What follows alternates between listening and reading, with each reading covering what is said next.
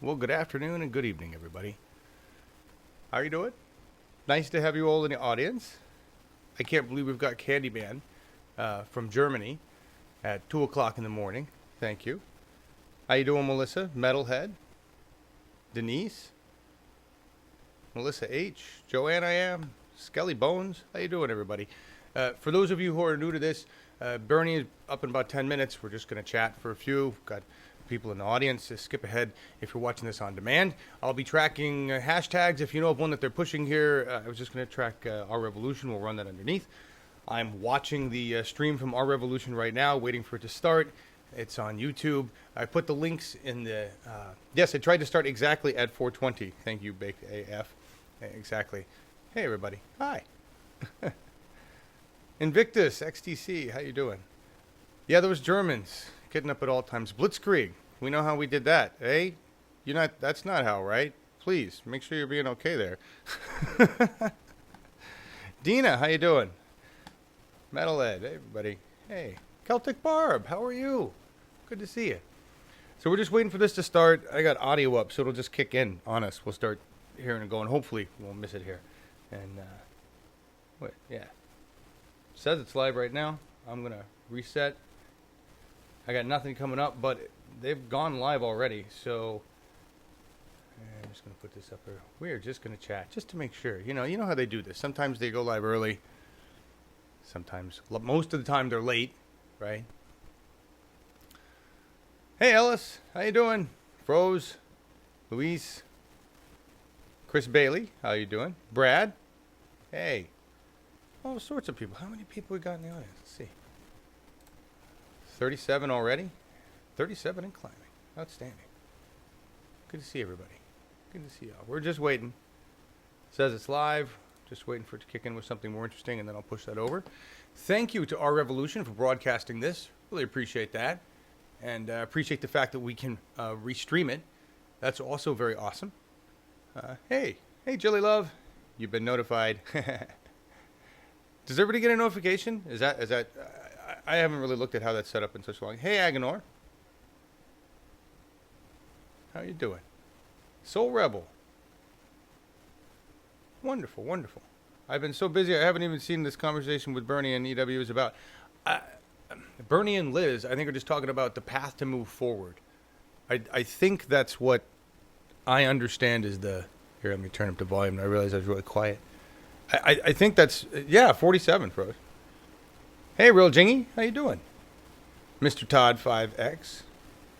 Al Walski. Good to see you. Good to see you. All right. Come on, you guys. What time is it? Where are we at? Got 6 whole minutes. I got 6 minutes to kill with you guys. Hi, Bronson. How you doing, Bronson? Did I miss anybody else? Hey, Jenny Lynn. 48 watching now. Let me know if I missed names. I had to run to the grow store, Samurai Grow, in Albany, to get some things. It's time to make some changes back there. Hey, Jilly Love. Good to see you, too. Excited about this. Bernie was at MIT earlier. Anybody catch that on Facebook? That was a WGBH forum at MIT. And he was, I think it sounded like he was talking about his book, but he was explaining what he learned in the, on the path to the presidency. And we know so much more now, don't we? Froze. I get the Bernie factor. I do not get the Warren factor. Well, yeah. All right, take a poll right now. How many of you? Is Elizabeth Warren an establishment tool? Is she on the Bernie train? Is she somewhere in between? Just, litmus test right now. Are we voting for Elizabeth Warren next time around? You tell me. I've heard a lot of... You guys caught some of it? Good. Grocery store.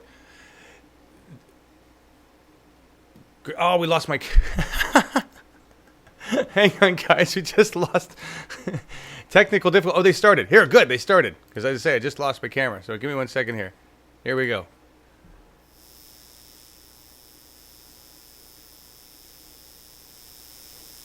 I got no audio.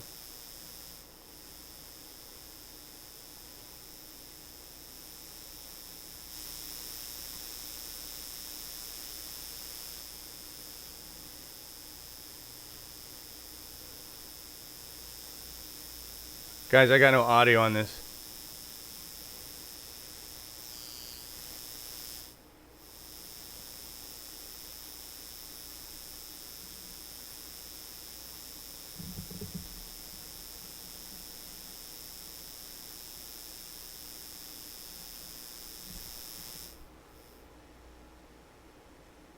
Anybody else on the YouTube channel actually getting audio?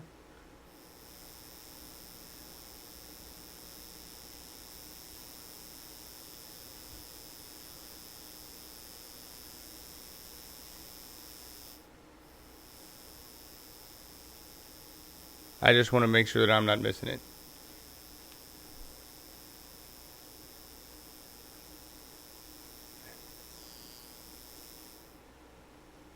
I think this is just kind of pre-stuff here.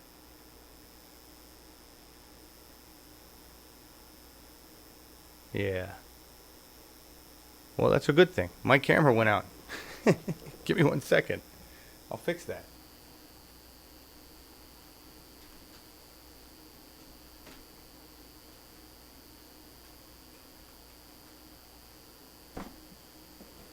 No sound. Okay, good. Thank you guys. Thank you for checking. You know how these systems are. Sometimes it is my fault. Often. Often.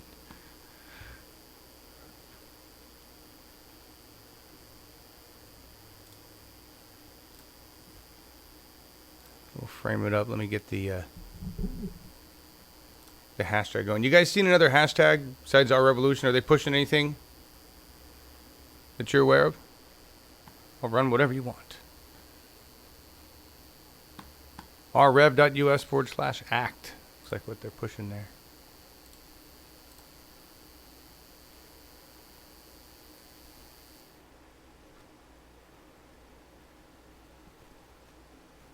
Yeah, it does look like a packed house. You guys are right.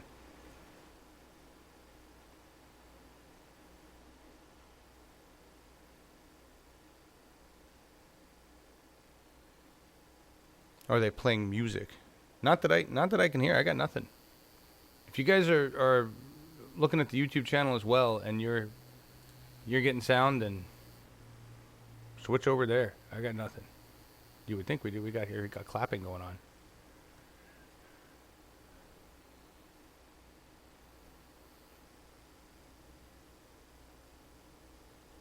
Hey, coffee time with Cindy. Love you too.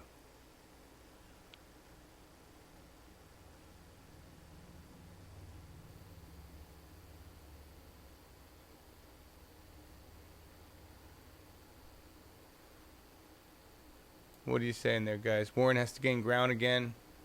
Warren's train has so left the tracks. So that's how you feel about Elizabeth Warren, huh? Awake with John, yes. That's the hashtag you want us to track? Nobody uses that hashtag. Guy on another stream doesn't have sound either. Okay, thank you, Melissa. You guys are tracking. Warren, big talk, but still takes corporate cash. What are we going to do about that? What do we do with politicians that have taken corporate cash, but that start to vote our way? Let's just be optimistic, and they start to vote our way. What do we do? You know? It's not really a purity test, like they call it. It's more of an integrity test. You know? What do we do? Just don't seem right. Bernie. Fritz, Carl, that makes me awake with us. That's nice. Yeah, let me get that hashtag going. Yeah. I hope they kick in audio soon. It's not very, I mean, it's looks like they're having a good time. They're getting ready. They got their signs ready. I remember this is very reminiscent of the primaries. Watching them get the stage ready for Bernie to come out. Because a lot of times the feed was a lot earlier. And we talked a lot more back then. Pay them with monopoly money, John. Yeah. They won't piss off. Actually, Froze, you got a good point there. My question to you all why don't we just raise the funds we need to bribe the people we need right now to get what we need done? We have no problem raising large sums of money for all sorts of things. If I'm going to raise a large sum of money, I'd rather it just go direct to the corrupt congressperson, get what we need, and eventually vote them out. Why not? We can offer them large sums. Just choose our battles. It's better than violence. Just going to say. Did I watch Jimmy D. FDR speech? No, I have not. Boston rally? You want me to grab that? Okay, we'll do that. Here. Get these things going.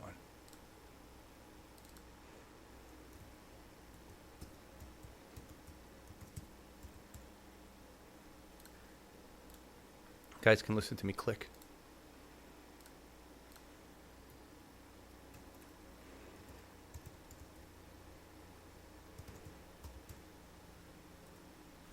How many people watching now? 77. We've more than doubled. Outstanding. Oh, I got some audio coming on. That's them. I won't keep that down because that's Prince.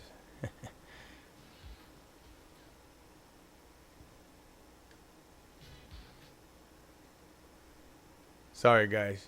There's no playing Prince on live stream. No way, ever.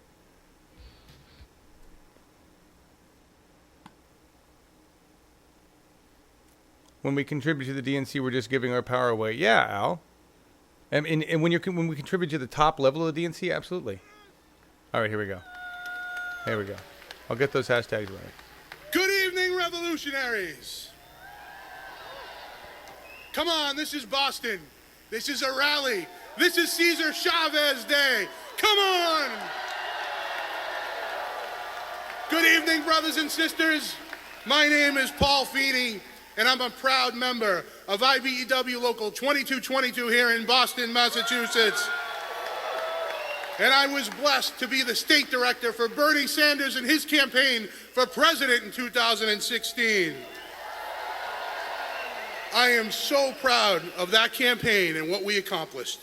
Tonight, brothers and sisters, in this theater, and to the thousands watching at home across this country on our live stream, we will not look back on political campaigns or elections that have already happened. Nope. Our goal has been, is now, and should always be to shift our focus from transactional politics to a transformational movement in the United States of America. A movement that doesn't just win elections, but one that truly transforms our culture. In neighborhoods throughout this country right now, there are families that are scared to open the door out of fear that one of their loved ones will be taken away. In workplaces from coast to coast, there are people working 2 and 3 minimum wage jobs just to make ends meet. There are union members wondering if they will lose their job to corporate greed and whether they'll be able to retire with dignity. There are seniors wondering if they can afford the health care they require, and families going broke so they can take care of a newborn or a sick family member. Graduating college students are faced with lifetime debt, and many Americans are worried that they will face harm and harassment because of who they love or how they pray. Tonight is about lifting them up. Tonight is about lifting each other up. Tonight we look forward. Tonight we mobilize. Tonight we organize. Brothers and sisters, we have no choice. Our values and ideals are what defines us. It is what brought us together not only tonight, but at the Women's March earlier this year.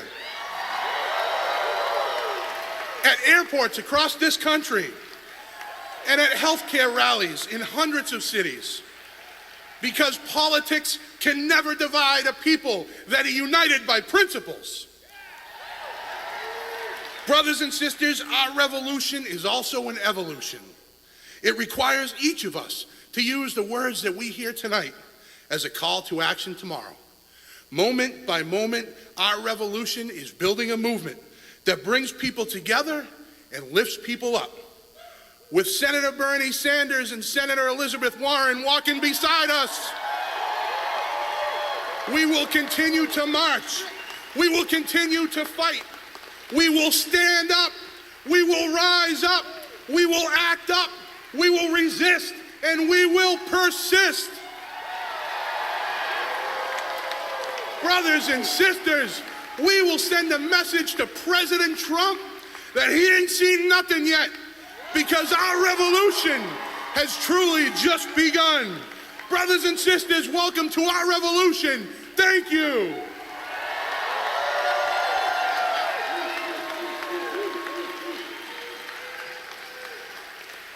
It takes a lot of courage, compassion, and conviction to be an activist and make a difference. I'm proud to introduce you to a group of activists from Raise Up Massachusetts, from Jobs Not Jails, and Immigrants' Rights Coalitions to highlight a few of the many important issues that our revolution is organizing around. Please give a warm welcome to Pablo Ruiz, Darius Cephas, Erica Scott Pacheco, Reverend Annie Belmer, and Jose Palma. Let's go make some noise, our revolution!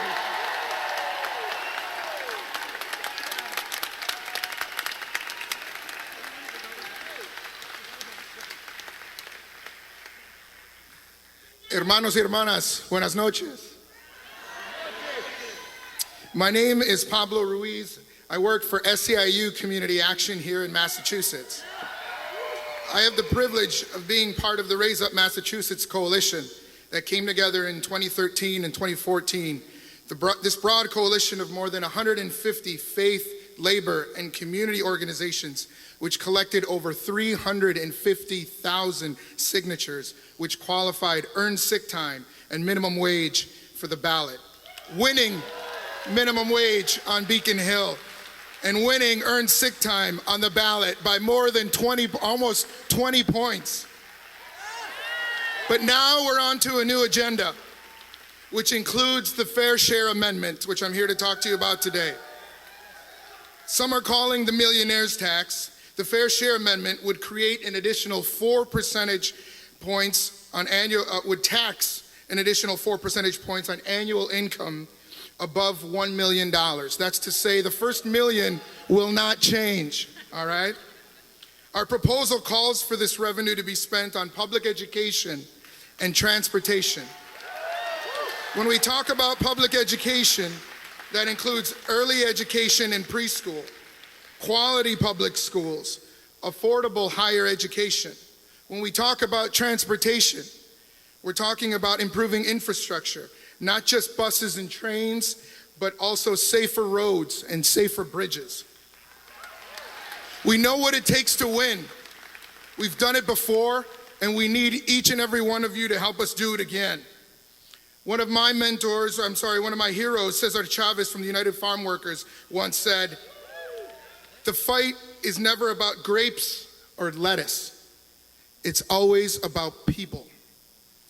And so if you want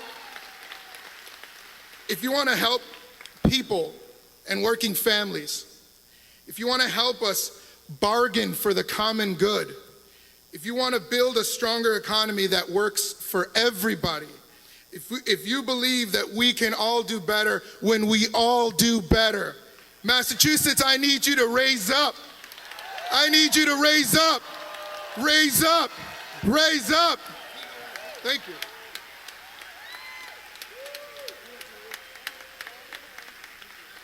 Good evening, everybody. My name is Darius Cephas. I'm a member of the National Organizing Committee for the Fight for 15. I work with fast food workers from around the country, including some cities, in which have already won $15 an hour. I worked for McDonald's for the past 4 years, earning less than $15 an hour. After I graduated Job Corps with my GED, I attended trade school, hoping to make a decent wage and become financially independent. Unfortunately, my life took an unexpected turn. When my mom's had a stroke, as a result, I had to become the only source of income in my family. I needed to keep the light on, put food on the table, and pay the rent. These were major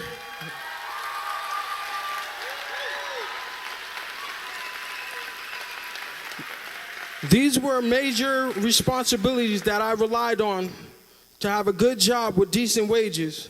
In January, the minimum wage increased by $1, and while every dollar helped, it's just not enough. The fast food industry remains the fastest growing employer, and McDonald's was its only place I could find work. Recently, I recently moved in with my in-laws and relocated to Norwood, Massachusetts. With my wife now, and because of our incomes combined, we're not able to afford rent in Boston, so we had to move outside the city. Low wages is disproportionately impacting black and brown workers. More than half black workers in America are paid less than $15. Latino workers are accounting for nearly 60%. It is impossible for workers like me to support our families, and as a result, we are forced to turn to government assistance, and all while having a full-time job for a multi-billion-dollar corporation. We have come together to continue to fight Dr. Martin Luther King Jr. has sacrificed his life for.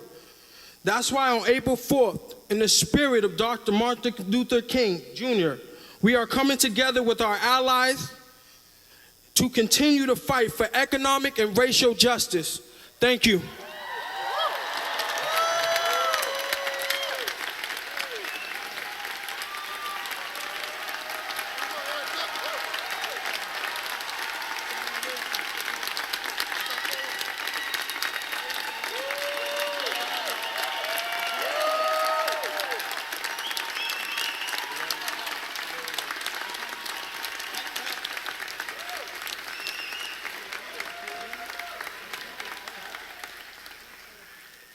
Good evening, buenas noches, boa noite. My name is Erica Scott Pacheco, and I'm proud to be a lifelong progressive Democrat and South Coast resident living in Fall River. Yes! I'm a member of Our Revolution, Massachusetts, and serve on the board of the Coalition for Social Justice, a co-founder of Raise Up Massachusetts.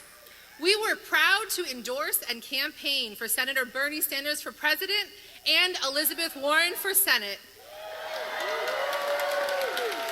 It's an honor to be with you in the room tonight. Thank you for this opportunity to share my story about why Massachusetts urgently needs to pass paid family and medical leave that benefits all of our families.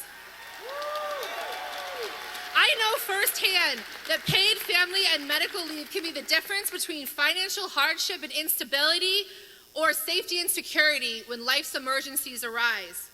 In 2015, my husband Jorge was in a car accident and left temporarily unable to work.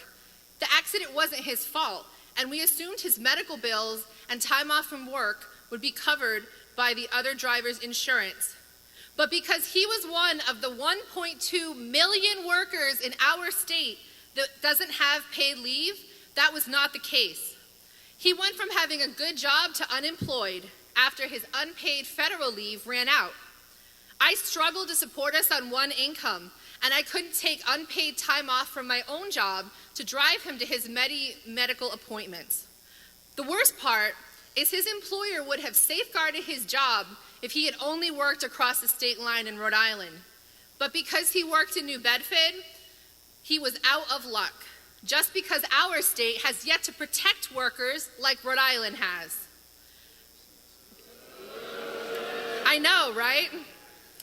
Our two bills, H 2172, filed by State Rep. Ken Gordon, and S 1048, filed by Senator Karen Spilka, make employees eligible for paid leave that protects their jobs. Every worker deserves time to recover from a serious injury, care for an ill family member, or bond with a new baby without the threat of termination and financial hardship. Yes. These bills prevent employer retaliation and allow employers to split the cost of premiums, which is less than a cup of coffee a week. With paid leave, companies would actually reduce costs. It's a win-win. That's why I'm asking you, Please join me in contacting your elected officials to say, we can't wait any longer to pass paid leave. Our hardworking families deserve protection. Thank you.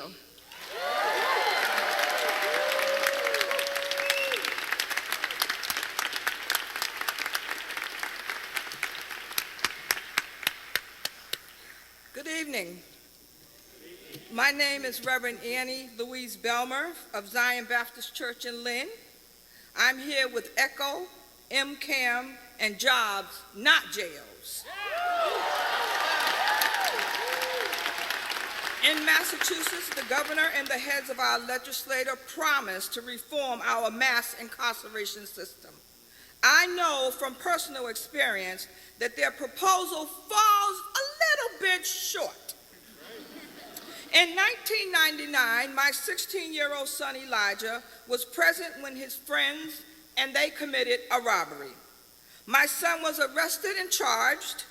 We could not afford his bail, so he had to stay in jail and await trial. The DA threatened Elijah that if he did not plead guilty, that he would serve the mandatory minimum of 20 years in prison. Elijah spent 7 hard, humiliating years in prison, and when he got out, he could not find a job because of his criminal record. Now, can you imagine how excited we were to learn that the Governor Baker and our legislative promised reform? And can you imagine how disappointed we were to learn that the drivers of mass incarceration were ignored and only proposed post-prison positions and post-prison services? Our elected officials have failed to address mandatory minimums that are used to pressure people like Elijah to plead guilty. They have failed to address bail reduction so that our jails have become debtors' prisons. They have failed to address quarry reform so that a felony conviction becomes a life sentence. Are we going to let our legislators fail us? No. Are we going to demand that they pass real reform? Yes. Are we ready to organize and end mass incarceration? Yes. If we work together, we can make a difference. Thank you.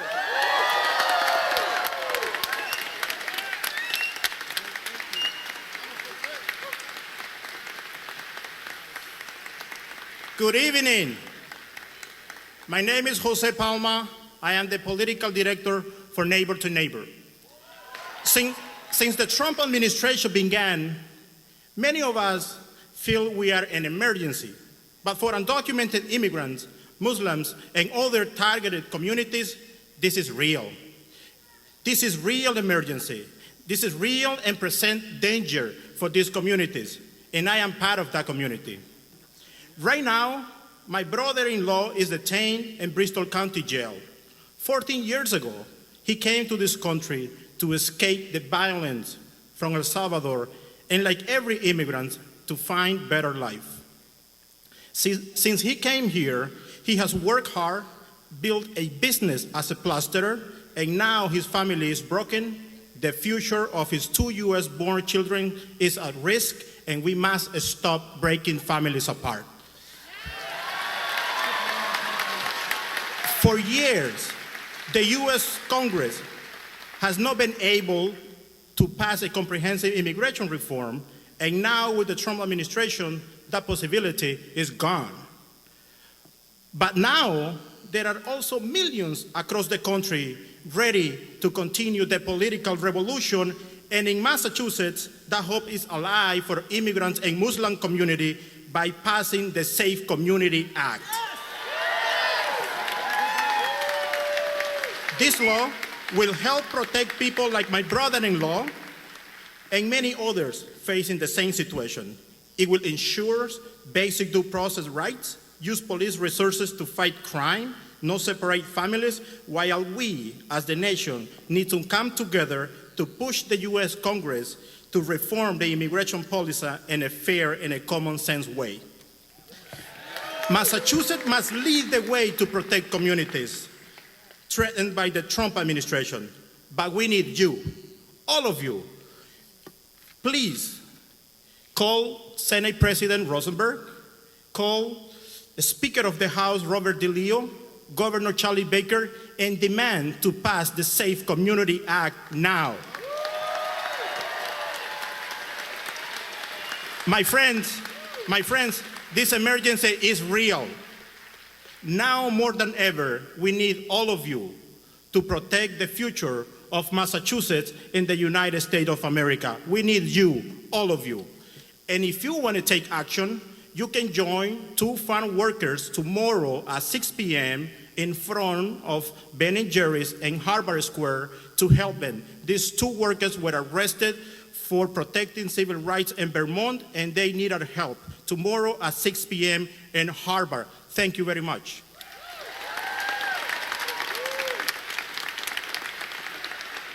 Come on, Boston, give it up one more time for Pablo, Darius, Erica, Reverend Annie, and Jose.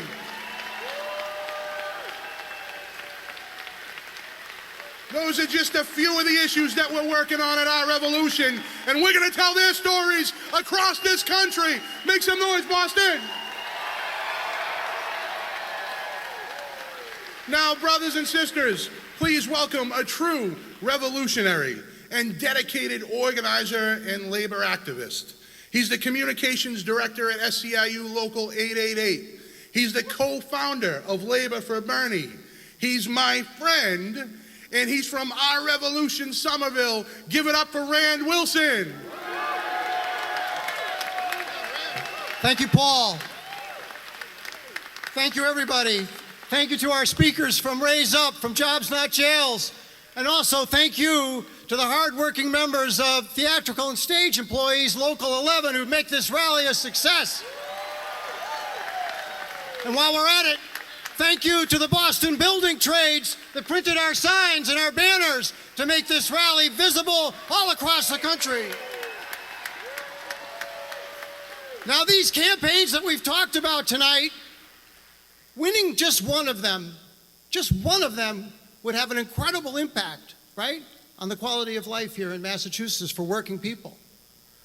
But if we come together, if we stick together, if we unite, we're not going to win one campaign. We're not going to win two campaigns. We're going to win all of these campaigns in Massachusetts. We're going to go forward. But it's going to take a lot more than having a rally, right? It takes a lot more than that to win. That reminds me, how many of you made phone calls for Bernie or for one of the campaigns for No on 2? How many of you knocked on doors? Yeah. How many of you gave $27? That's what it takes to win. That kind of passion, that kind of commitment, that is a political revolution. And this is our revolution. Speaking of that, how many of you are going to be delegates to the Democratic Convention on June 3rd? Well, guess what? This is a surprise to me. Last night, I was elected a delegate to the Democratic Party Convention from Ward 6 in Somerville. And guess what? Hold on. This is good. There's over 550 of us that have already been elected delegates to the Democratic Convention. They're gonna feel the burn in Worcester. So let's get serious about joining our revolution. It's easy. All you have to do is come to one or more events or make a small donation, and guess what? You're a member. And by the way, I'd be remiss if I didn't say, visit www.ourrevolution.com to sign up. But, you know, the problems that we face, a lot of people concerned about Trump, of course, but we have a lot of problems right here in Massachusetts, right? Yeah. So we need to change that the politics in this state. And we're working on it in the Democratic Party, but it's going to take a lot more than that. It's going to mean getting in the streets. It's going to mean electing new leaders. It's going to mean coming together in a way that we haven't done before to fight back against this evil. And that means you're going to have to step up and take a more active role. You're going to have to go back to your communities, to your workplaces, and as Bernie says, we need to bring large numbers of people together to build new strength, new unity on the job and in our communities. And our revolution gives us the tools to do that so that you can go back, get online, create an event yourself, invite your friends and your neighbors, and our revolution, using their event utility, will invite all of the other supporters of our revolution within a 10 or 15 or 20-mile radius, according to how you want to program it. This is called distributed organizing. This is empowering us. We got to take advantage of these tools.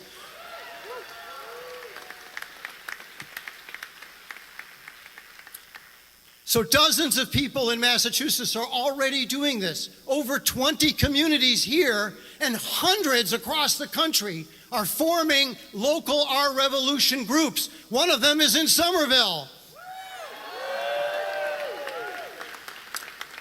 On April 23rd, there's going to be an online forum where we can all get together online with the National Our Revolution office. And the details about that online forum are on the website now at www.ourrevolution.com. So are you excited about the revolution? Stand up if you're going to go back and organize in your community for our revolution. Stand up, show everybody. Stand up if you're going to go online on April 23rd. Stand up if you're ready to work for the Raise Up agenda. Stand up if you're ready to fight for social and economic justice with our revolution. Thank you very much.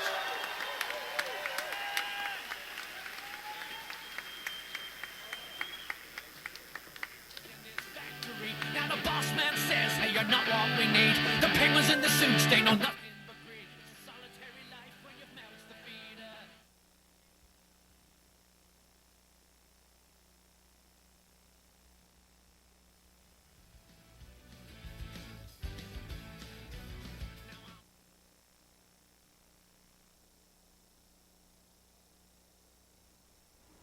Well, I didn't know they were going to cut it like that. You guys are having a good conversation there. Stand up. Is that a hashtag you want me to track? Joanne, I am. I can do that. Just waiting for him to kick back on there. Nice live stream. They got multiple cameras.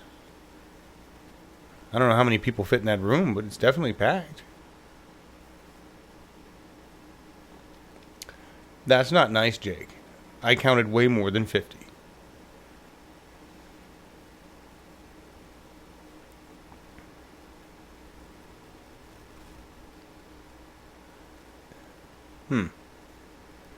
Bernie Jam. Nice, Julie Love.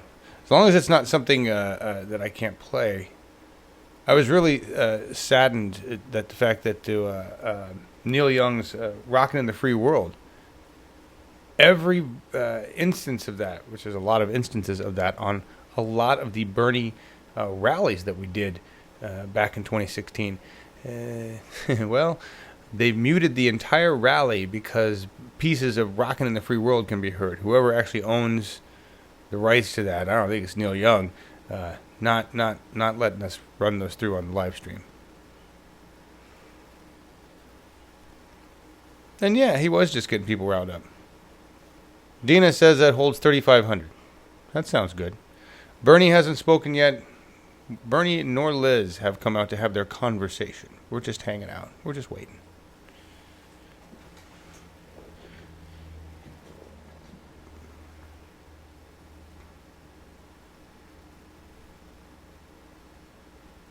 There we go. I know it's cold, but if you want to feel the burn, we got to turn up the heat.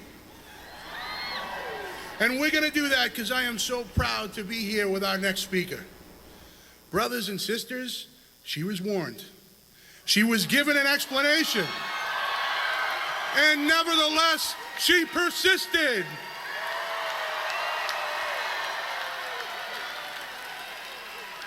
Our senior senator from Massachusetts is a working class champion.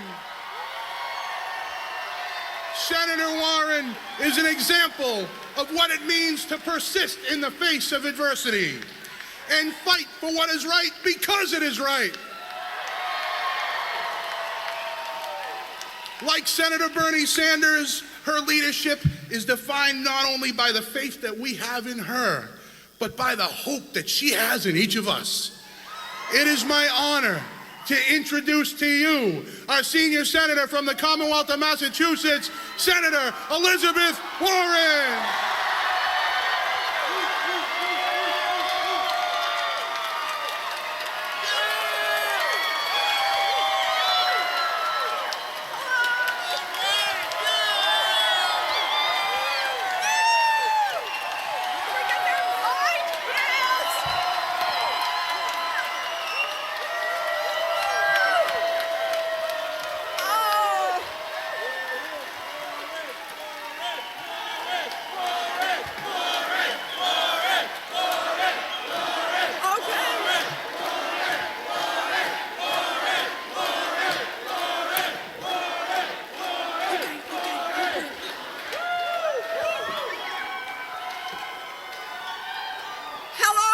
Massachusetts.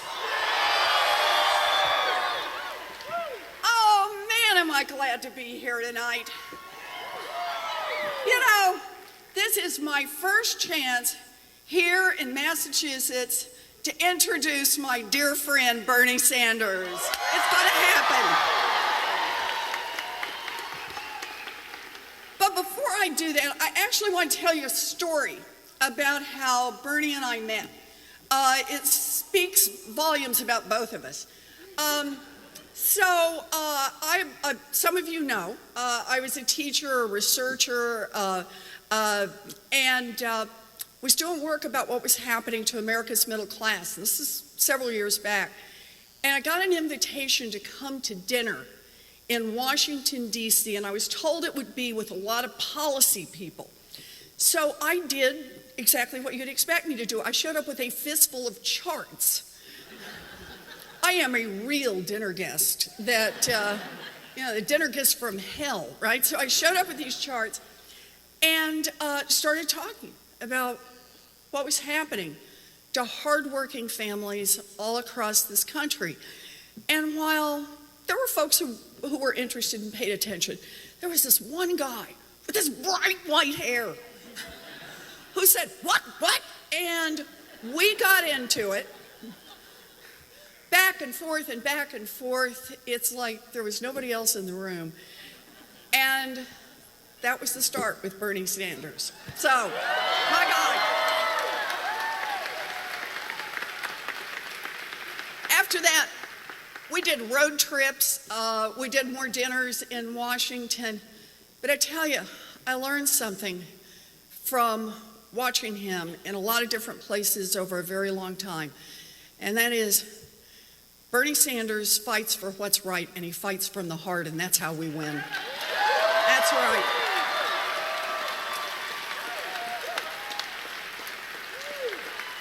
So, it is so fabulous to be with you tonight because I want to start with a huge thank you. And what the thank you is about is to commemorate an anniversary, a 1-week anniversary, and to say to everyone in this room and everyone around the country who got up and fought back the biggest assault on health care in this country and won.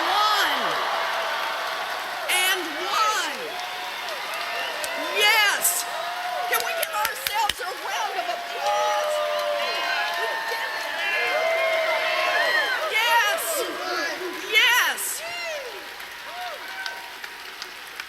You know, and I want to remind everybody everybody about the story behind this, just a little bit about the story. You can kind of pick it up at different places. But I want to pick it up with the number of times that Donald Trump said during the campaign, on day one,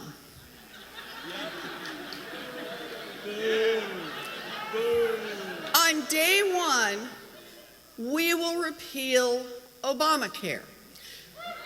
How many times the House Republicans voted to repeal Obamacare? And I want you to remember one thing, it didn't happen on day one. So the question has to be, why not?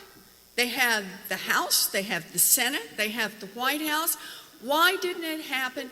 It didn't happen because we got out there and fought back. That's right.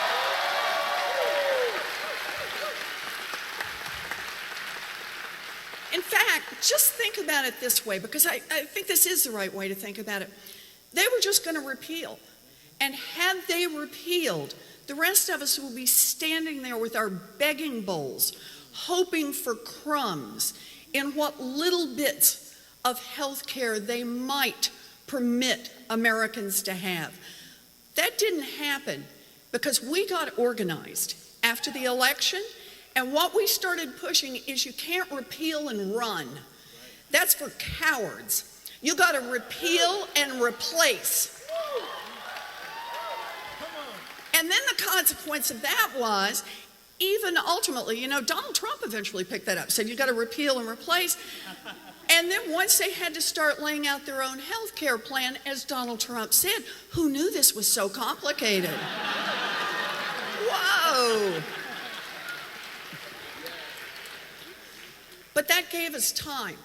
And it gave us time to talk all around the country about health care and why health care matters to us. Why it is that we get out there and fight so that everyone in this country will have health care coverage. That is our goal.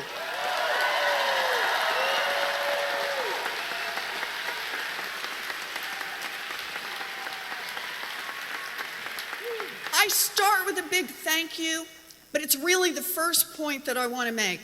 And that's the point that says we got to fight. We got to be in the fight. We got to be willing to go into the fight. We have to fight if we're going to win.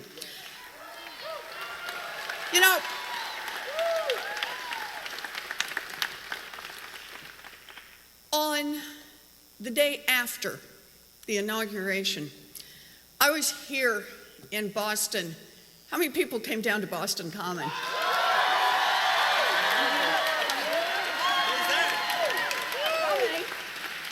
Or went to a march in Washington, or went to one of the other marches here in the Commonwealth, somewhere in New England, all across the country. When I was headed to the march, I thought about the fact that the only way we're going to fight back is if we raise an army. And I thought, where are we going to find that army? Where's that army going to come from? And as we're pulling toward Copley Square, as we're pulling around toward Copley Square, we say, I saw people starting to walk toward the center, and I saw a man with a little girl up on his shoulders, and she was holding a hand-lettered sign, and it said, I fight like a girl.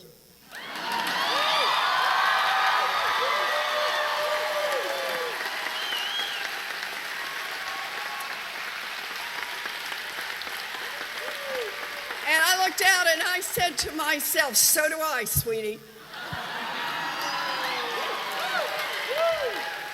Her sign had rainbows on it, it had horses on it, it had glitter on it, and I gotta tell you, that's the start of our army. That's right.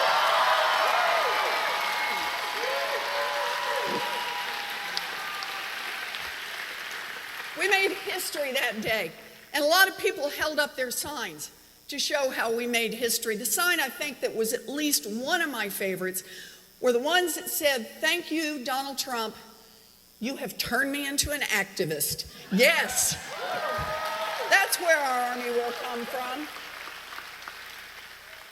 Or the guy standing off to the side who had the hand-lettered cardboard sign that said, "I'm not a sign guy, but geez, we'll take them any way we can get them," right? Because here's the deal. We don't have the tools. The Republicans have the White House, they got the Senate, they got the House of Representatives, and the number of tools we've got down in Washington on our side are limited. But that means exactly one thing, and that is we ain't going to be able to do it by ourselves in Washington. It's going to take all of us to be in this fight. We want to fight back against what's going on down there. It takes all of us. Are you ready to be in that fight? Yes. Yep. So that was the first point I wanted to make, and that is we got to be in the fight. Second point I want to make, we can't shoot at everything that moves. Now, this is a lesson we got to watch, because we got to watch what's happening on the other side. We got to watch Donald Trump. Donald Trump, I hope a lot of you saw the movie Up. Donald Trump is like the guy who yells, "Squirrel." We can't be the golden retrievers that all turn that way. You do that. We can't. You want to be in a fight, you got to be effective. And that means we got to stay disciplined and focused on the issues that matter most to us. You know, I know.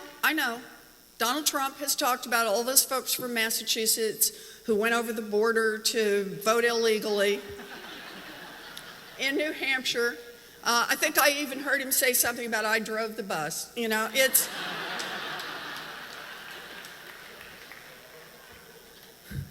Let it go. Just let it go. And the next time you do a fact check and find out he hadn't told the truth, that is no longer a newsflash. No, it's not. Because the real point is not who Donald Trump is. It's not what kind of person he is. The real point is what Donald Trump and the Republicans in Washington are doing. We stay focused on what they are doing to American families. We talk about it. We tweet about it. We stay focused on what they're doing, and we make it clear that these are people who said over and over and over they were going to get out and fight for working families. They were going to fight for those who are left behind. And look what they've done since they got to Washington. Donald Trump has assembled a team of billionaires and bankers. He's got... I'll give you a boo on that, yeah. He has got so many Goldman Sachs bankers now in the White House, they could open a branch office. Legally, they could do that now. Look at the people he's put together in his team. He's put together, Secretary of Education who doesn't believe in public education. Yeah. A Secretary of the Treasury who made his fortune foreclosing on families caught in the crisis. Boy, a director of the Environmental Protection Agency who doesn't believe in science. One after another, and make no mistake, this is not just Donald Trump. We got to be sure what we keep in our sights, and that is every Republican who voted to confirm those people.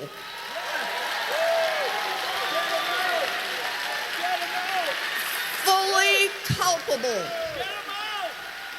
They're a reason to get out there in 18 and hold them accountable. All of them. You bet.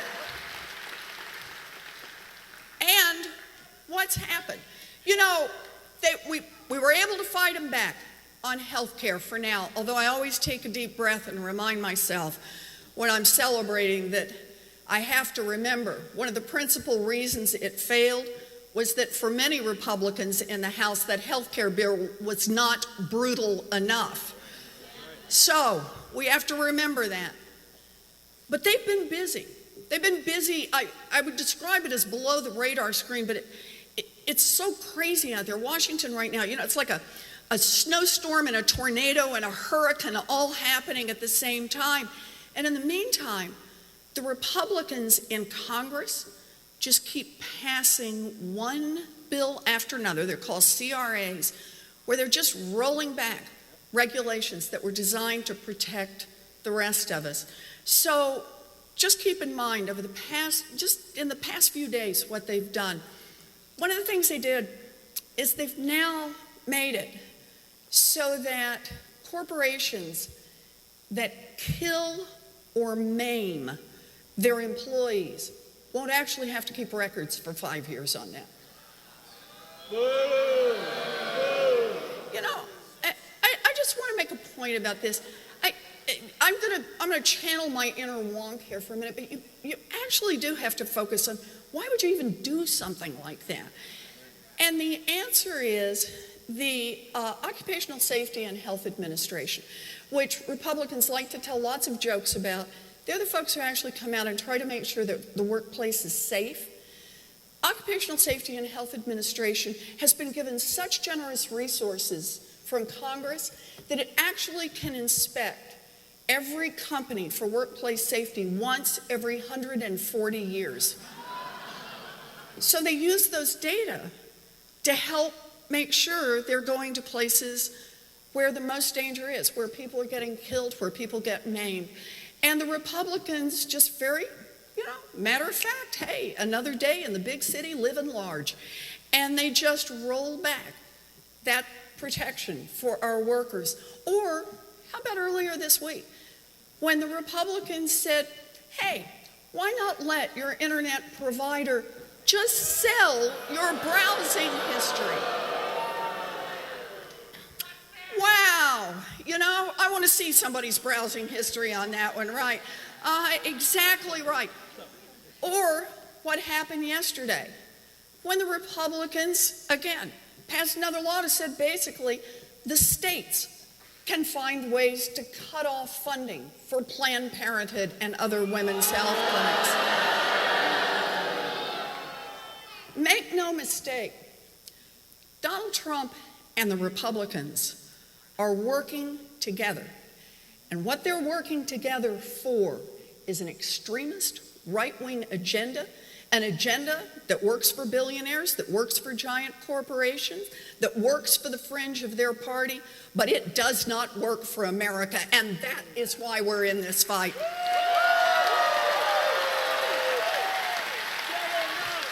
Yep. So, we're going to be disciplined. We're going to talk about the things that matter most, and that is how Donald Trump and the Republicans are working together just to kick dirt in the faces of most of America. So that's the second part. The third part is we can't just talk about them. We got to talk about us. We got to talk about our values. We got to talk about why we're in this fight. We got to talk about why we get up early and why we stay up late. We got to talk about the things that move us. And I want to be clear with all of you. For me, this one is personal. I never thought I would end up in politics. This wasn't something on, my bucket list or my shopping list or any other list. For me, it really started. The reason I'm on this stage tonight is because of my second grade teacher, Mrs. Lee. Can we hear it for public school teachers?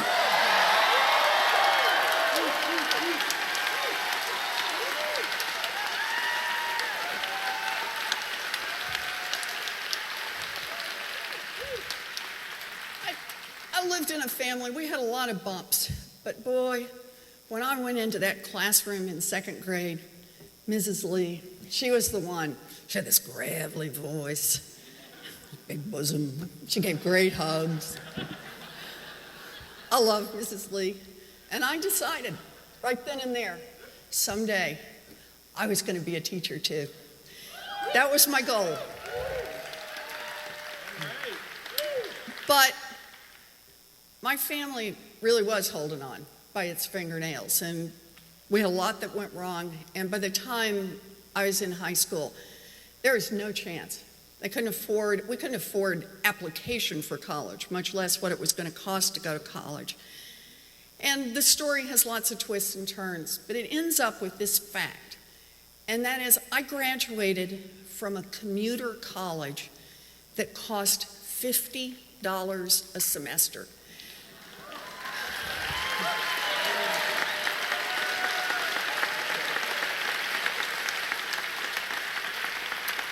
And here's the deal. It opened a door for me. It gave me the chance to become, in my case, a special needs teacher.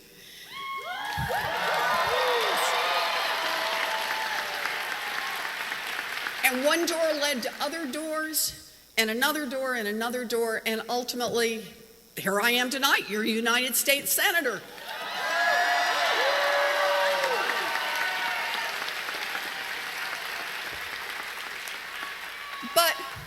But this truly is, for me, the heart of it. I grew up in an America that was investing in our kids. I grew up in an America that said, we're going to make college available to kids who work hard, who play by the rules. They're going to get a shot. I grew up in an America that was not perfect, but understand this about the America I grew up in. We had, every kid had a better than 90% chance that we would do better than our parents. That was the America that we invested in and we built. And today, that has been ripped away from us. And it has been ripped away from us by policies in Washington that have been driven by billionaires, that have been driven by giant corporations, that have been driven by those who say it is more important that they have tax cuts than that the rest of our kids get a chance for an education that they can afford.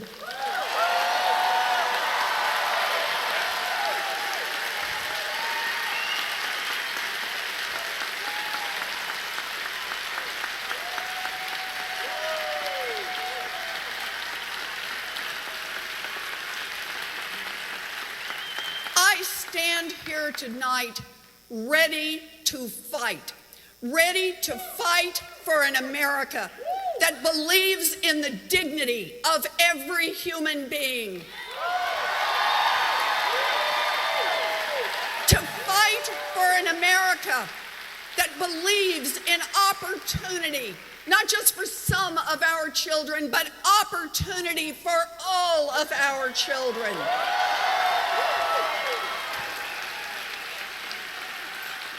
I stand here tonight to say that a country that now follows policies so that 70% of students who graduate from public universities have to borrow money to get there, and the federal government is making billions of dollars in profits off their back, that is obscene.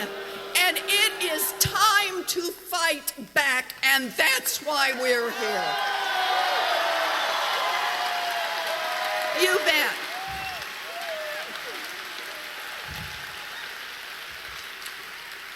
So, we get together. There's a reason we get together in person. We get together in person because it gives us a chance to remind ourselves together what it is that we fight for. It gives us a chance to affirm that we're in this fight, not just tonight, but tomorrow and the day after that and the week after that and the month after that and the year after that.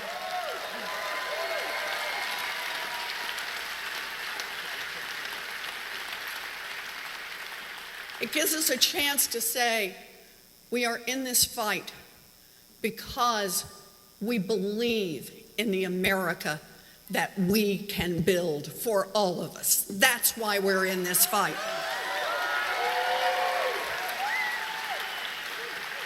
So I just want to say this. I want to remind us why we get together in these fights. And I'm going to start with that one because it is so deeply personal to so many of us here. And that is, what do we believe in? What do we fight for? We believe that every kid in this country is entitled to get an education without being crushed by student loan debt. And that means debt-free college. We will do this. Yes. Yes.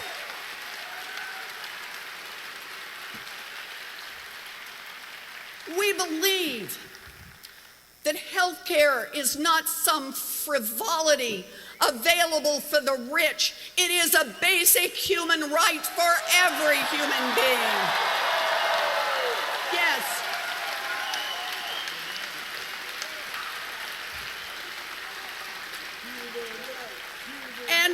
And when we talk about how, once again, we are going to strengthen working families, how we're going to create opportunity for poor families, how we're going to have a solid middle class, I always remind myself, unions built America's middle class and unions will rebuild America's middle class.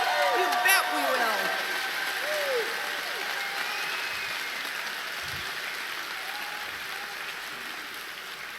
And when we're talking about dignity and fairness, I remind myself that after a lifetime of hard work, people are entitled to retire with a little dignity, and that means protecting and expanding Social Security and Medicare for all of our people.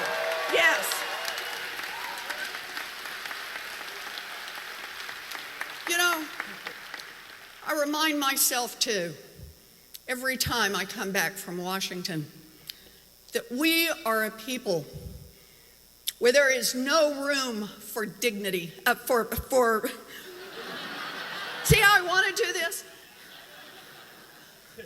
We believe there is no room for bigotry, that we are a nation of immigrants, that Black lives matter, that we will be a people who stand for each other. Yes. You bet.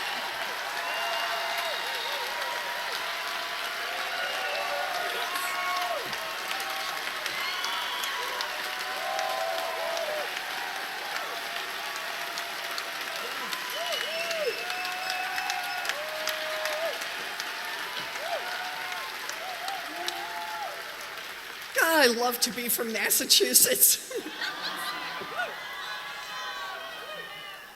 You know, I want to say another one too, and I'm just always left on this. I cannot believe I have to say this in 2017. We believe that women should make their own health care decisions over their own bodies, and that Planned Parenthood will receive funding from the federal government. We will fight for them all the way. It's our health care. You bet. Are we ready? You bet. You bet. Okay, I got another one I gotta say. I know. But I got another one I do have to say. And this one is a little scary for some people, so kind of reach over and hold your neighbor in a respectful way. Okay, you there? Okay, good. Okay, we're ready. This one really is a problem in Washington. I believe in science.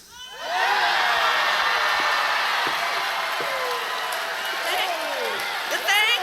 Yes.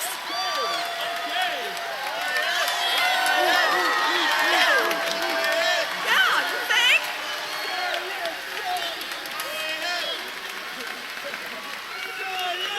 Yeah. And because of that, I believe that climate change is real and we have a moral obligation to protect this earth for our children and our grandchildren. Yes.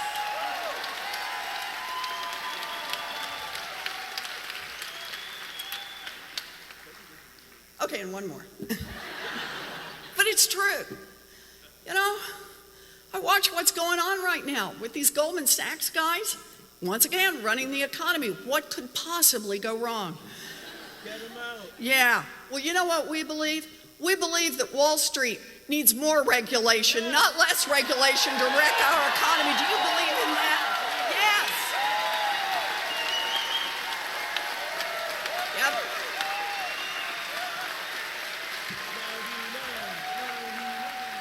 Okay, you know I could do this all night. But we got somebody else who's going to come talk. So let me just do one more. Because it wraps up so much of what's wrong in our country. And it reminds us so much of what we're fighting for. And that is, we believe that democracy is not for sale, that we must overturn Citizens United and we must return this government to the people. And that's why I wanted to be here with my friend Bernie Sanders. Come on out, Bernie. Come on, Bernie. Come on, Bernie. We gotta get him.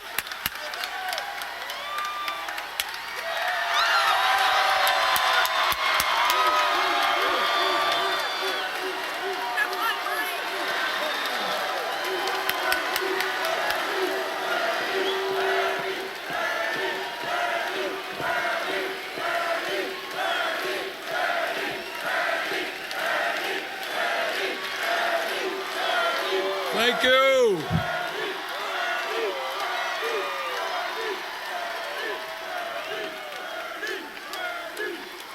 Let me, on this beautiful spring evening, let me thank all of you for coming out. It's a great turnout.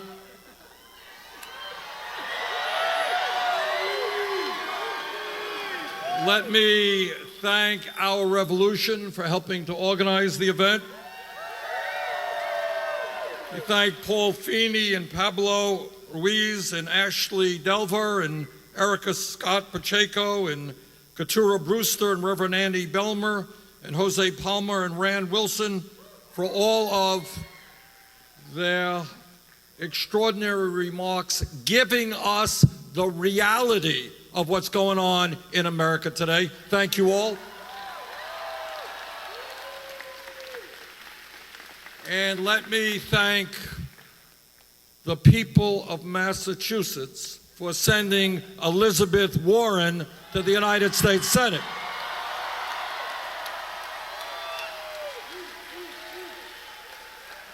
You can tell the quality of a person by the enemies she makes.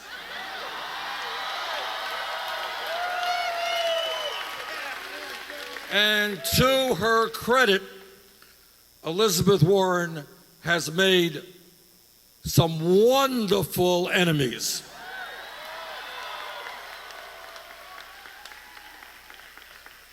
And those folks, the people on Wall Street, and the people in the insurance industry, and the people in the pharmaceutical industry, and the people in the fossil fuel industry, they want to make sure that Elizabeth does not come back to the Senate.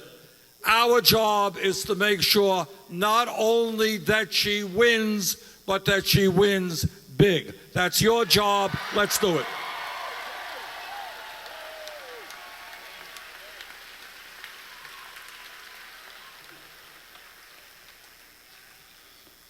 Brothers and sisters, we are engaged in a war tonight of monumental proportions. And what that war is about is that the top 1%, the billionaire class, people who have more wealth and income that they will be able to spend in a dozen lifetimes, they are not satisfied. They want even more. Their greed is destroying this country, and tonight we tell them enough is enough.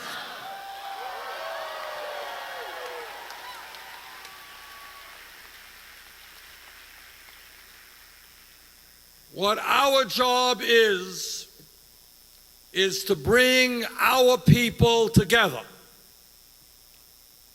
Working people, people in the middle class, young people, old people, black and white and Latino, Native American, Asian American. And together we are going to tell Mr. Trump and his friends, sorry, you are not going to divide us up. We are going to stand together. We're going to take you on.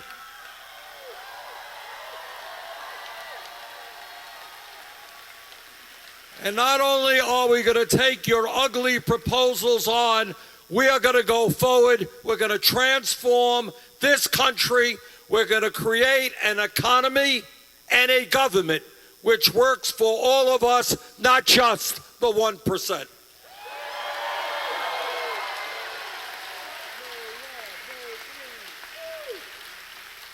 Now, what the rigged economy is about, that Elizabeth Warren talks about, that I talk about, and at least one or two other people in Congress might mention,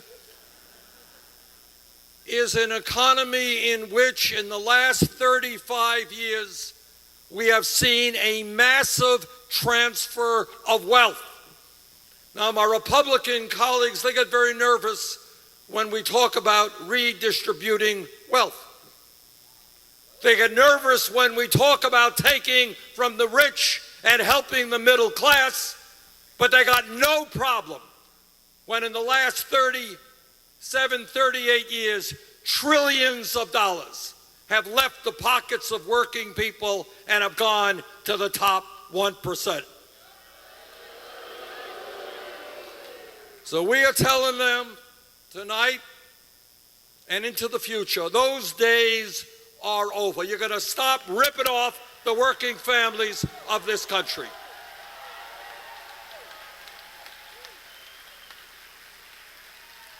We have not only an economic crisis in terms of this grotesque level of wealth and income inequality, we have a profound moral crisis. As a nation, we have got to ask ourselves, is it acceptable that the top 1/10 of 1%, 1/10 of 1%, now owns almost as much wealth as the bottom 90%? Is it acceptable that one family, the Walton family, and by the way, the Walton family, because so many of their employees in Walmart are on food stamps or in Medicaid or subsidized housing. Walton family, the wealthiest family in America, is also the largest welfare recipient. So we say to this Walton family, the wealthiest family, get off of welfare, start paying your workers a living wage.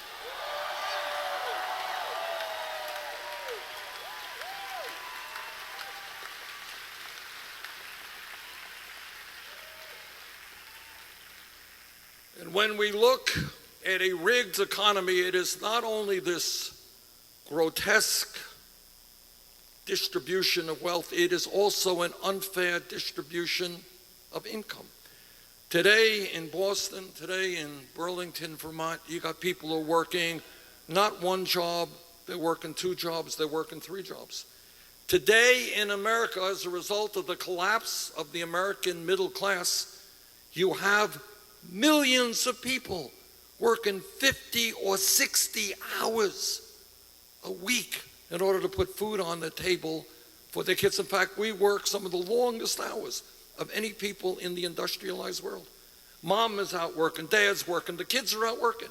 But at the end of the day, 52% of all new income is going to the top 1%.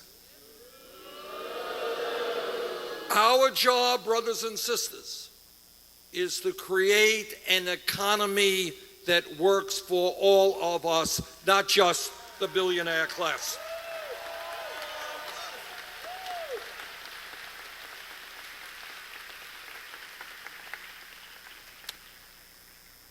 Running for president gave me the opportunity and the privilege of going all over this country.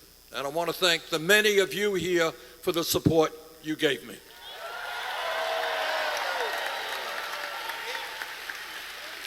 Running for president took me to Detroit, Michigan, where I sat in a room with young workers, mostly African American, who were making $7.25 an hour, working at Walmart's, and they couldn't even get 40 hours a week. They had to work 20 hours here, 20 hours there, 20 hours there.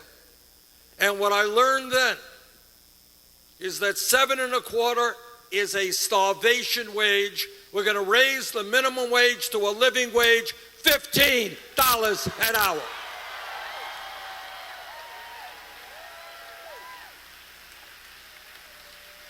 And in the campaign, from coast to coast, I talked to parents and single moms who are working so hard to improve life for their kids.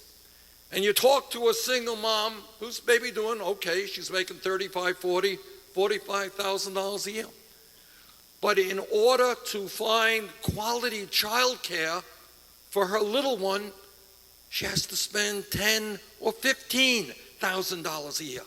Now, how in God's name can you afford to spend $15,000 a year on child care when you're making $40,000 a year? Every psychologist who studies the issue understands that the most important years of a human being's life are 0 to 4. Those are the years in which children develop intellectually and emotionally. So I don't want to hear any more talk about family values from my Republican colleagues.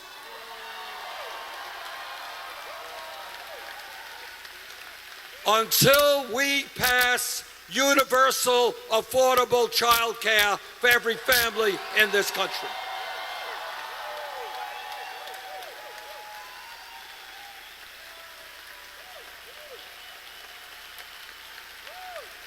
This is the year 2017, and you know what? Women should not be earning 79 cents on the dollar compared to men.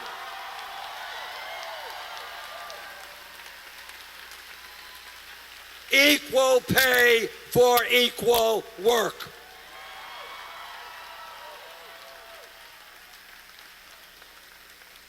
When we talk about a collapsing American middle class, what we are talking about is the fact that 100 years ago, workers in Boston, throughout this country, they were out on the streets. And you know what they were saying? They were saying, we are human beings. We are not beasts of burden. We do not want to work and work and work. We want leisure time. We want time for our families. We want time for education. We want time for vacation. 100 years have come and gone. Technology has exploded so that every worker here tonight is far more productive, producing a lot more than workers did years ago. And yet today, 100 years after workers demanded a 40-hour work week, the average worker is working 46 hours a week, and millions of people are working 50 or 60 hours a week. There are people in Boston, people in Vermont, people all over this country who have jobs that do not guarantee them any vacation time. That is going to change. We want an economy that works for people, not an economy in which people are forced to to give up their humanity, to sacrifice their kids in order to make a living.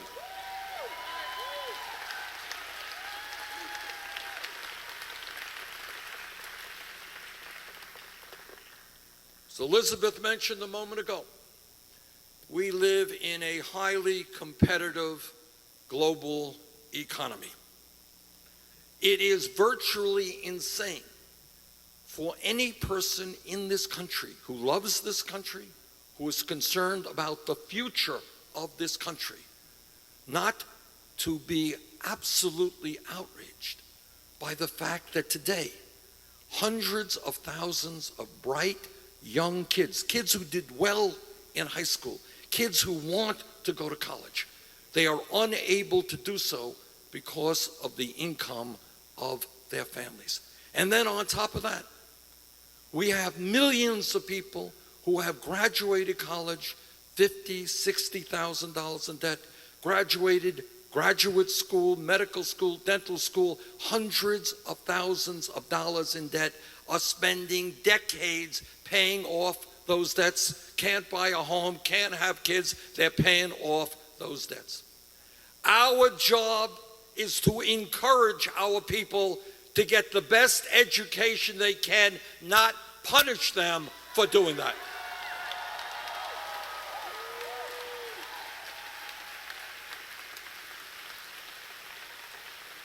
And that is why on Monday,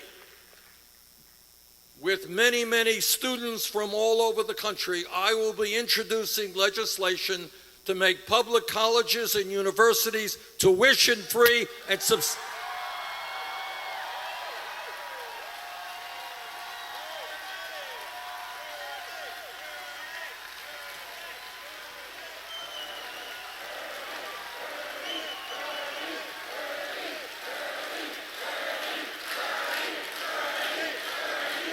and legislation, same legislation will substantially reduce student debt, something that Elizabeth and I have both been working on. Now people say, well, Bernie, you know, it's an expensive proposition. You want to make public colleges and universities tuition free, you want to lower student debt. It costs a lot of money, and it's true, it does. How are we going to pay for it? I will tell you exactly and gleefully how we're going to pay for it. We're going to put a tax on Wall Street speculation.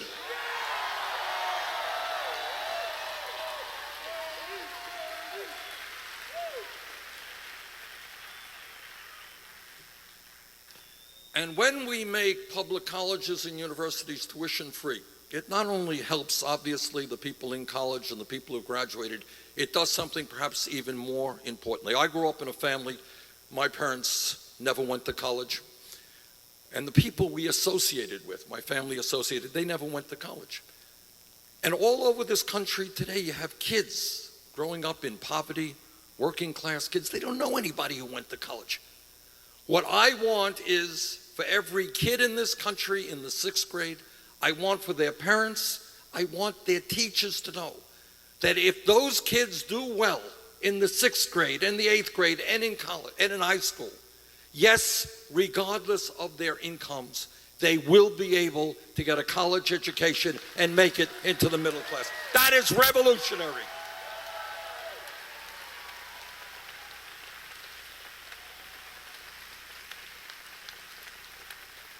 Elizabeth is exactly right when she says we defeated this disastrous, disgusting Republican, Trump, Ryan healthcare proposal because millions of people stood up.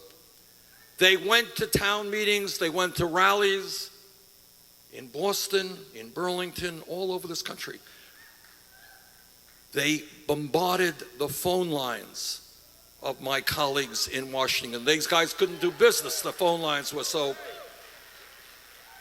And some of you may have seen on TV these town meetings, Republicans hold town meetings, and usually they would have, 40, 50 people coming, talking about how you got to cut Social Security and Medicare and Medicaid. Suddenly they opened the door and 1,000 people were there.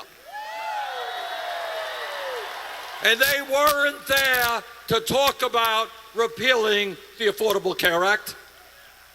A man gets up, I can't remember where it was, and this guy says, and he looks at the congressman, and he says, if you repeal the Affordable Care Act, my wife is going to die, and I am not going to allow you to do that.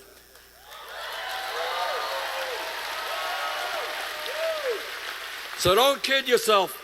No matter what they will tell you in the media or on television, the reason that we prevented them from repealing the Affordable Care Act is because all over this country we stood up and we fought back.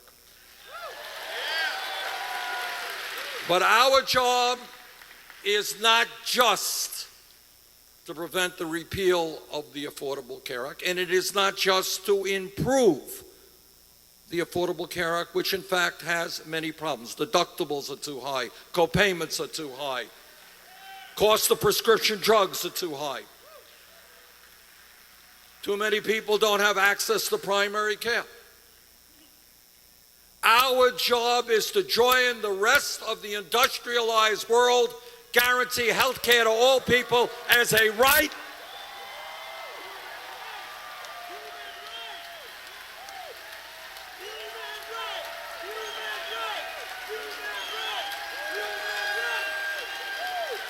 And our job, and I'm going to introduce this legislation within the month, is to pass a Medicare for all single-payer program.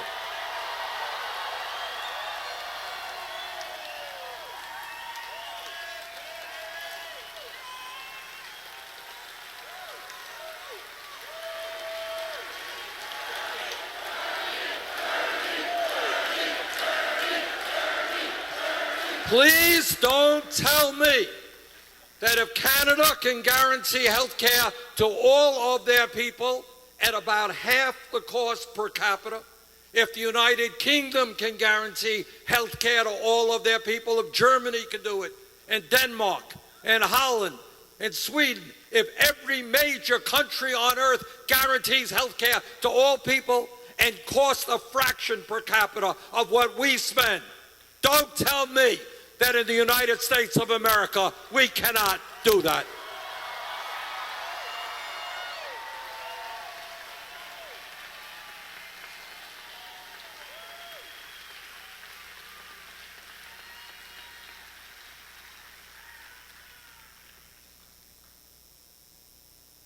The Republican Party and Mr. Trump, they have a brilliant idea regarding tax reform. They think that the rich are not rich enough. They want to provide, at a time of massive income and wealth inequality, hundreds and hundreds of billions of dollars in tax breaks for the top 1%. At a time when major corporations, in some cases, do not pay a nickel in federal income tax because they stash their profits in the Cayman Islands and Bermuda and other tax havens, they think these corporations need even more tax breaks. Well, we have a slightly different perspective. And our point of view is that billionaires like Donald Trump should start paying their fair share of taxes.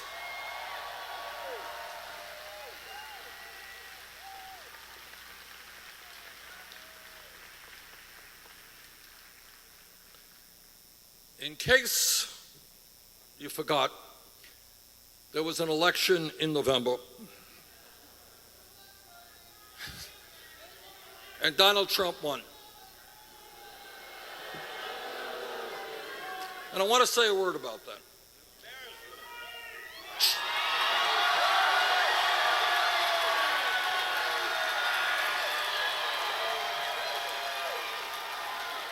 I want to say a word about that. And not everybody here will agree with me, but I want to tell you what I think. Some people think that the people who voted for Trump are racists and sexists and homophobes and just deplorable folks. I don't agree. I don't agree, because I've been there. Now, let me tell you something else which some of you may not agree with. And that is, it wasn't that Donald Trump won the election, it was that the Democratic Party lost the election.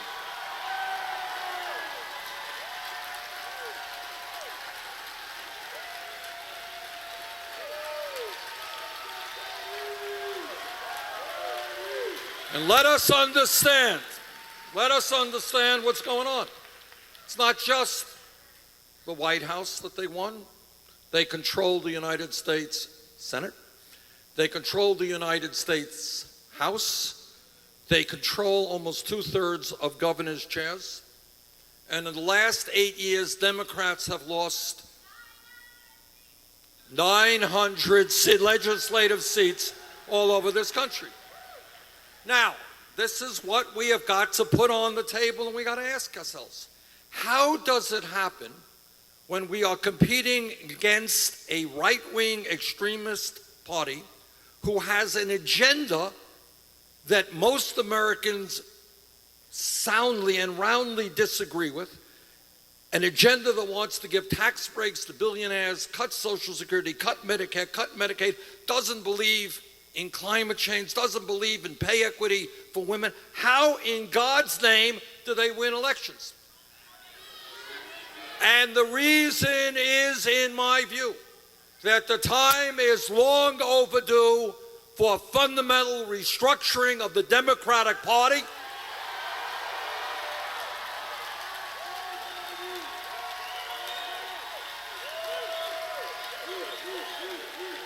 We need a Democratic Party which is not the party of the liberal elite, but a party of the working class of this country.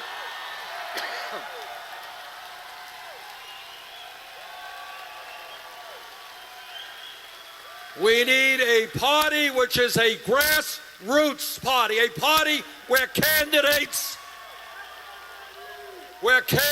are talking to working people, not spending their time raising money for the wealthy and the powerful.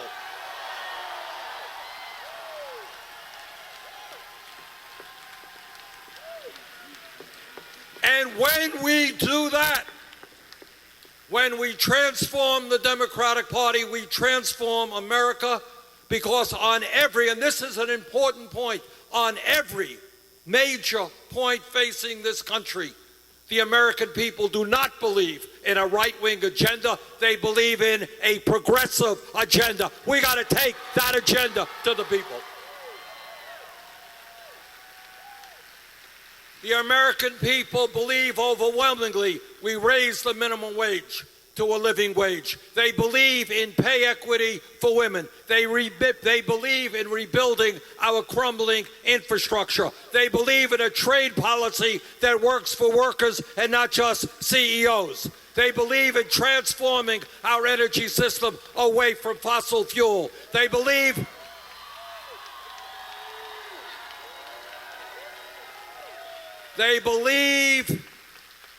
in fixing a broken criminal justice system,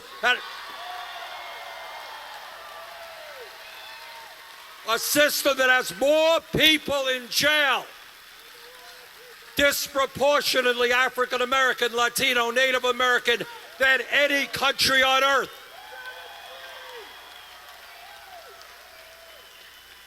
Our job, our policy has got to be to create jobs for our young people, not more jails, not more detention centers.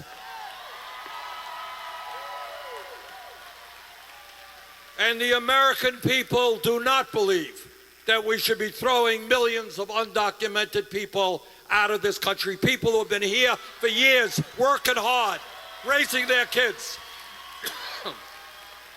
The American people believe in comprehensive immigration reform and a path towards citizenship.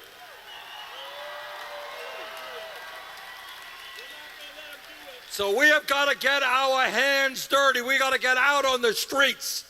We got to be knocking on doors. We got to be registering people, many of whom have given up in the political process. And by the way, the Democratic Party cannot any longer afford to be a party of New England, a party of the West Coast. We got to be a 50-state party. I want you to think about something for a moment. Just think about how absurd where we are is. In Kentucky, a state that benefited as much as any other state through the Affordable Care Act, where hundreds of thousands of people, sometimes for the first time in their life, got health insurance. The leader of the Republican Party in Washington is working overtime to try to take away that health insurance from his own people. And the other senator, Rand Paul, thinks that Mitch McConnell hasn't gone far enough. Now, how do they get away with that stuff? They get away with that stuff because A, they think nobody knows, and B, more importantly, they believe that the Democrats offer no opposition. They could do any damn thing they want to do. Well, our job is to start providing that opposition in Kentucky, in Mississippi, in Alabama.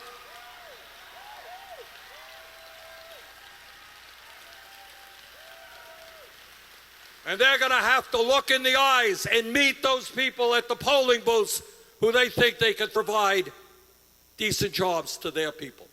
That's what we have to do, coast to coast. So our job is, A, we've got to beat back this incredible reactionary agenda, an agenda developed by people like the Koch brothers, an agenda which is accelerated by this disastrous Citizens United Supreme Court decision. And we're going to rally the American people, and we're going to say, no, we're not going to spend $80 billion more on the military when you cut programs for children or the elderly and the poor. Also have got to do is not just play defense. You don't win games playing defense. We got to get on the offense. And we have to have a vision that appeals to people, and with people stand up and fight the greed of the 1% and of corporate America and of Wall Street. And that vision is, we're going to raise the minimum wage to a living wage. We're going to have pay equity for women. We're going to rebuild our crumbling infrastructure and create 13 million decent paying jobs.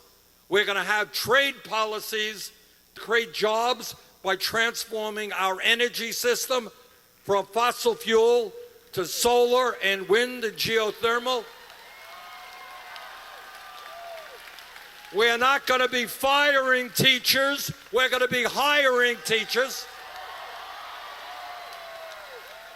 Trump and his billionaire friends are going to start paying their fair share of taxes.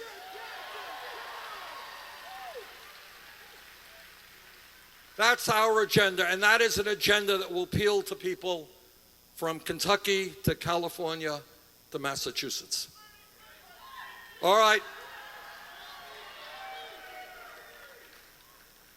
So, involved in the political process in a way that we have never been involved before. Despair is not an option.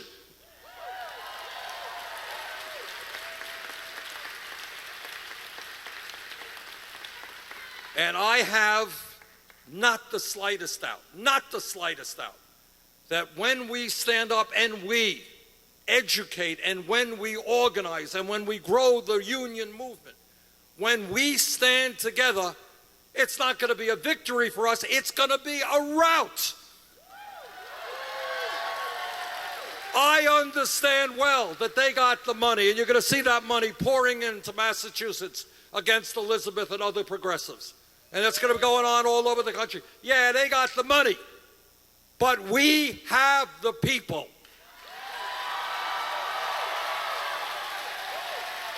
And our job, and when we do that, and brothers and sisters, we can, When we do that, we are going to create the nation that all of us know that we can become. We can do it. Thank you all very much.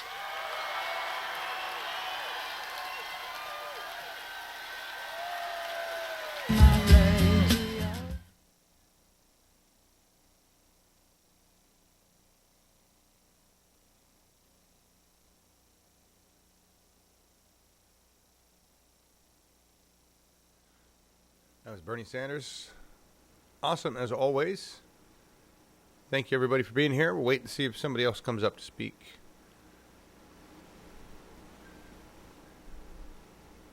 But we all heard who we wanted to hear, right?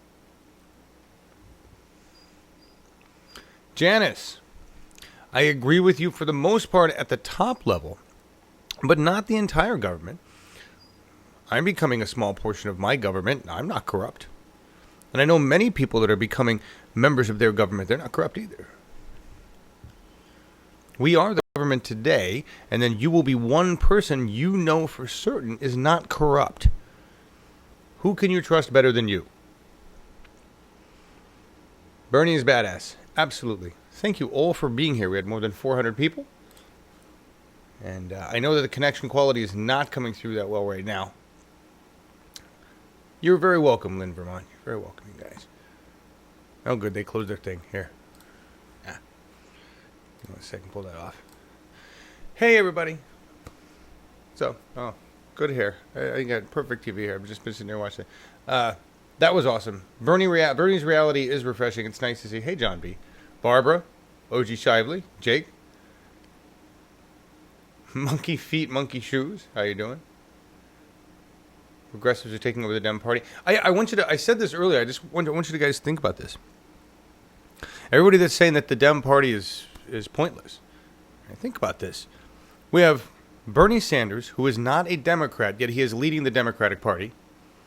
Chuck Schumer kissing his butt. Nancy Pelosi kissing his butt. Everybody's basically kissing his butt right now. They're all trying to jump on the Bernie wagon. They're all trying to use the slogans. They're all trying to say, you know, and think about this.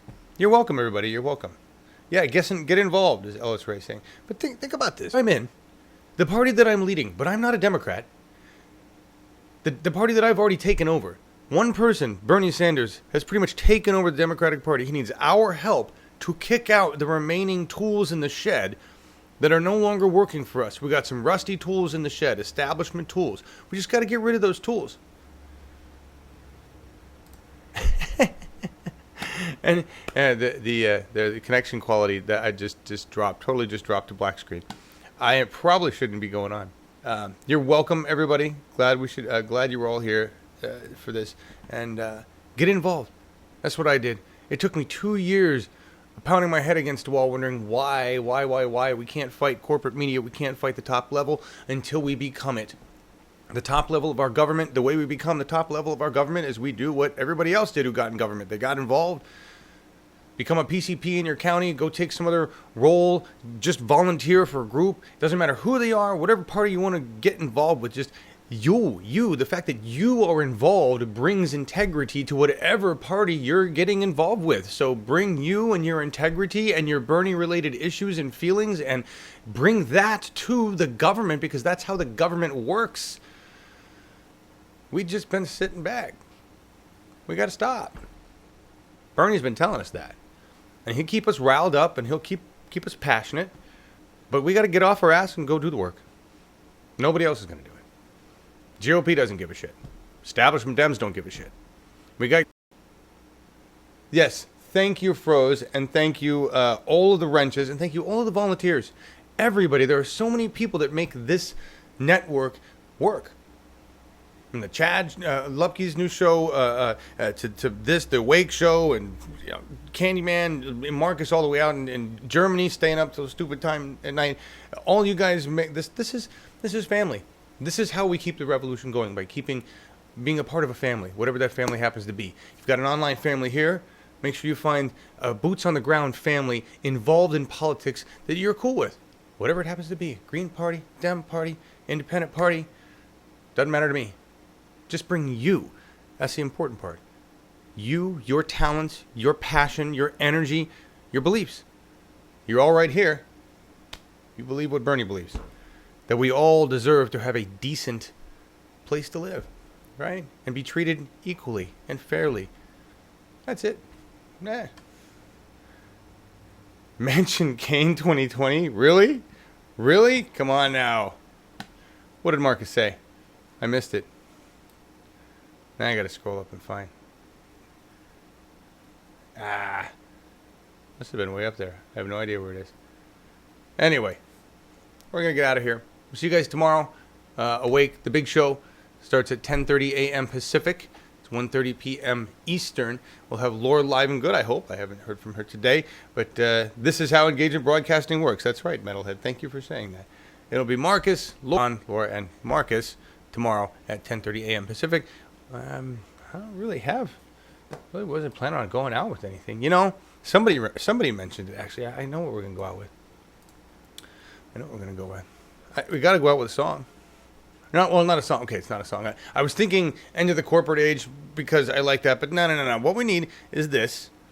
We need this to remember that the rage and anger that we feel is really about, some very specific people and the way they operate, and we need to remove those people from power. But overall, humans, Americans, we all kind of feel the same, and we need to give everybody a break, everybody an opportunity to recognize that they've done something stupid or wrong, give everybody a chance to recant. I agree with what a lot of you said about we need some of these establishment people to come out and make some public statements, apologies, some pledges, some vows of allegiance to the people. We can make that happen. We just have to take the power, make that happen. This is Bernie Sanders. What would Bernie do? This sums it up. This sums it up right here.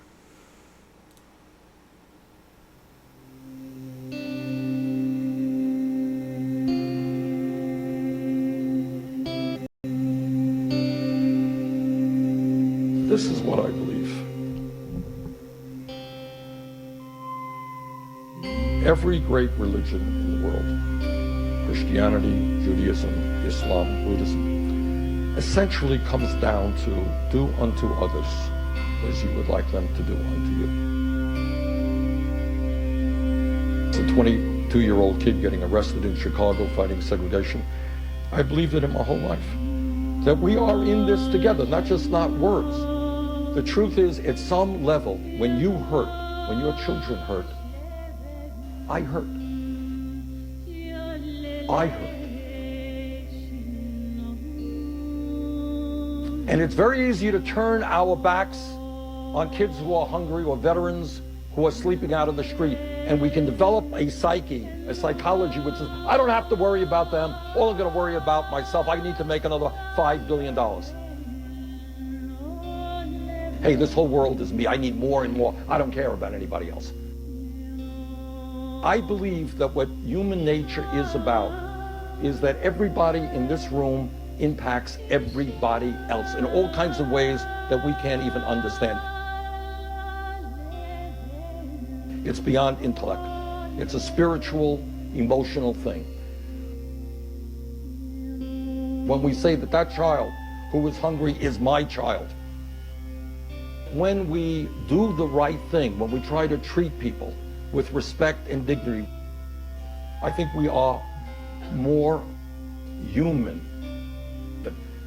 And I think, most people around the world, whatever their religion, their color, share that belief that we are in it together as human beings. If we destroy the planet because we don't deal with climate change, trust me, we are all in it together. That is what my spirituality is about.